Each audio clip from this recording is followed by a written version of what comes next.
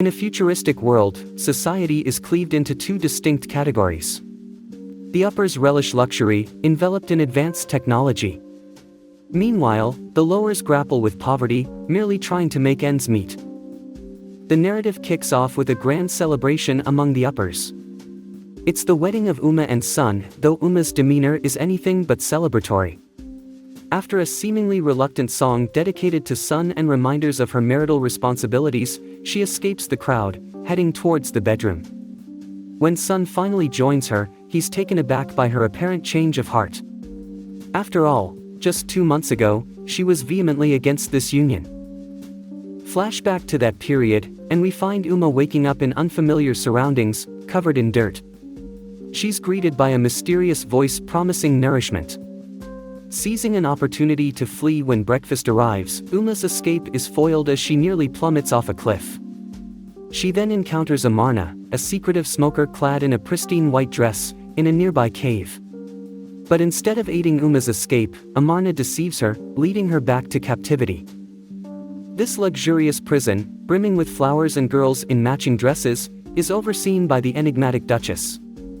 As Uma soon learns, Paradise is a reform facility where affluent families send their rebellious daughters for emotional healing. The Duchess persuades Uma to embrace this 2-month program, and perhaps then, she might reconsider Sun's proposal. Now sharing a room with the amiable Chloe and the standoffish Uma finds herself amid Paradise's peculiar routines. Meals are minimal, designed to optimize health, and the attire is a uniform white dress.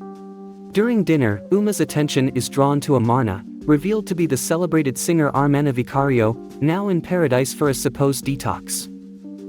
Their bathroom encounter later deepens Uma's understanding of Amarna's plight. Amarna hints at a plan to escape, urging Uma to meet her at midnight. However, before Uma can act on this plan, she's overcome by sleep, adding another layer to the enigma of Paradise Hills. Come morning, when Uma attempts reconciliation with Amarna, she learns Amarna too was a victim of sudden exhaustion. As days unfold, the girls undergo a dramatic transformation. Yu loathes her new appearance, Chloe embraces her enhanced beauty, albeit grudgingly. Uma's session with the Duchess takes a confrontational turn. During the so-called mirror therapy, Uma vehemently criticizes her mother's decision and firmly stands her ground against her arranged marriage. Subsequent activities, designed to appear therapeutic, only deepen Uma's suspicion, especially when she discerns muffled voices behind mirrored walls.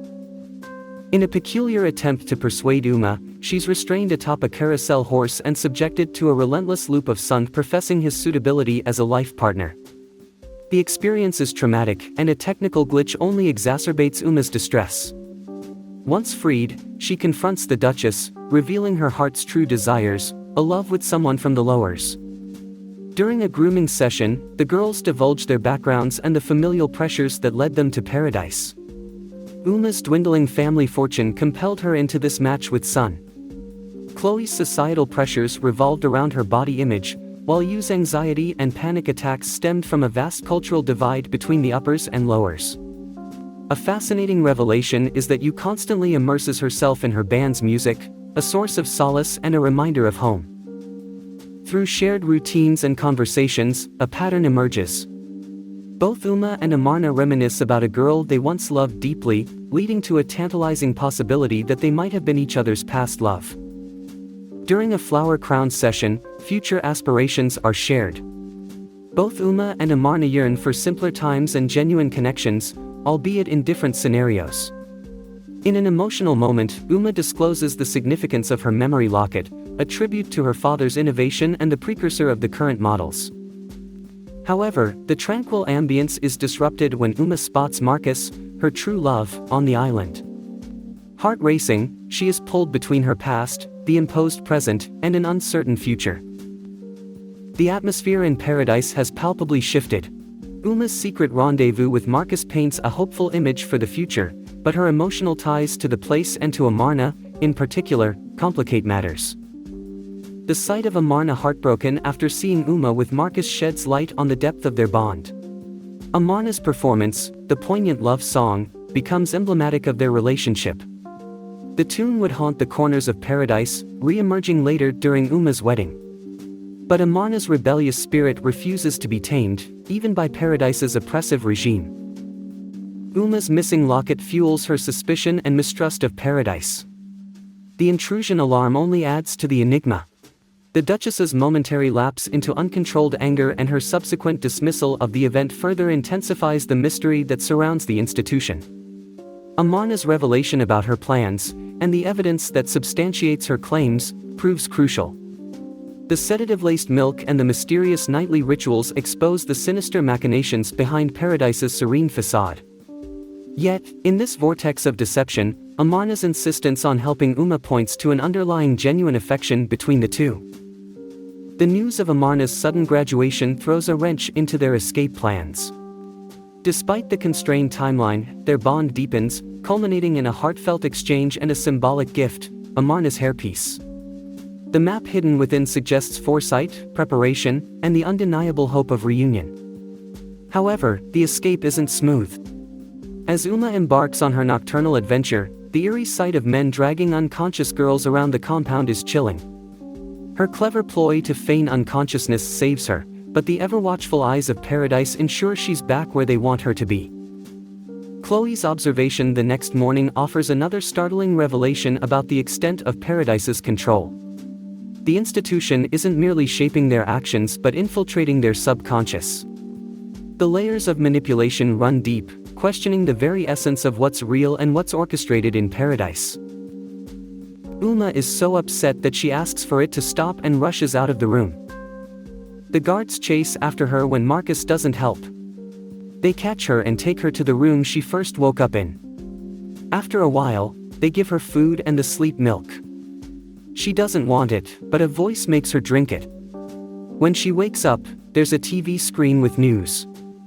It shows Amarna in Hollywood with a new boyfriend. Uma is very sad. Suddenly, the Duchess comes. Uma pushes her, and she gets a small cut. But the Duchess acts like it's okay. She says Uma was asleep for 2 weeks. Tomorrow, she will graduate and go back home. Uma wants to leave. She tells Chloe and Yu her plan. Chloe wants to come, but Yu is unsure. Later, Uma talks to Marcus. He's sad he didn't get a boat yet. He says he'll leave soon and find her. But Uma takes a tool from him when they hug. At dinner, Uma, Chloe, and Yu drink milk, then go to the bathroom to get it out. They have to act asleep in bed because workers come at night. The workers take Yu for one more test. Uma and Chloe use headphones to follow. They find a secret door behind the mermaid statue.